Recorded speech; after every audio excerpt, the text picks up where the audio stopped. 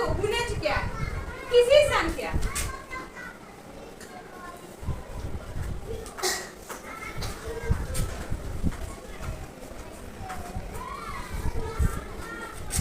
एक, दो, तीन, चार, पाँच।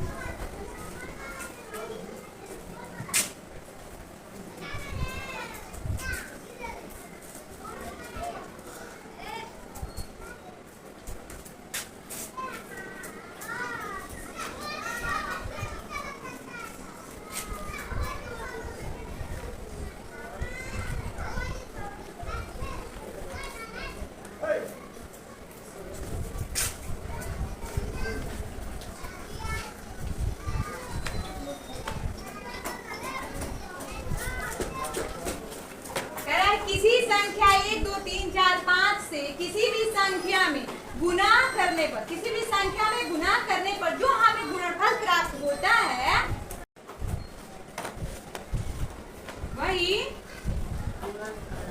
गुणज कहलाता है।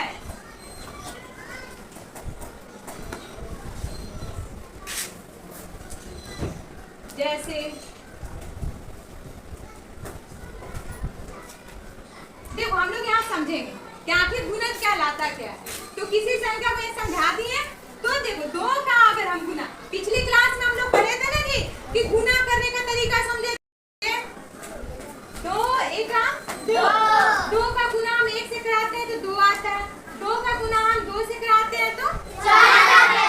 दो का गुना तीन से कराते हैं तो छह।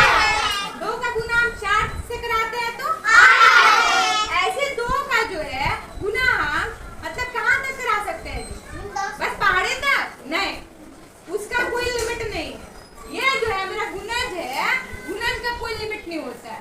ठीक है, इसका कोई लिमिट नहीं है।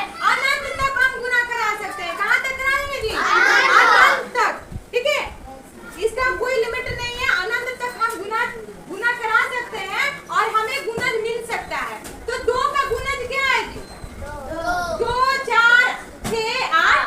दो का गुणज दो का पहाड़ा है। सिंपल वे में समझेंगे, दो का गुणज क्या है बेटा? दो का पहाड़ा। अभिषेक यहाँ ध्यान दो, दो का गुणज दो का पहाड़ा है। तीन का गुणज तीन का पहाड़ा होगा। देखो ऐसे, तीन एका तीन, तीन, तीन दूनी छह, तीन तीका नौ, तीन चौका। इसी तरह हम किसी भी पहाड़े को ले लेंगे, किसी भी संख्या को ले लेंगे, उसका पहाड़ा आएगा गुणज के रूप में, उसका पहाड़ा आएगा। 9 का लेके देखते हैं।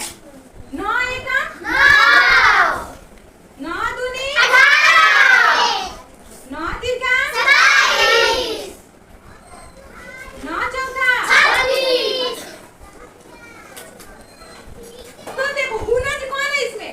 गुणज कौन है? 2, 1, ये इधर 2, 3, 4 या किसी भी संख्या को अगर हम गुना करते हैं, गुना करने के बाद जो उसका पहाड़ा आता है वही गुणज कहलाता है।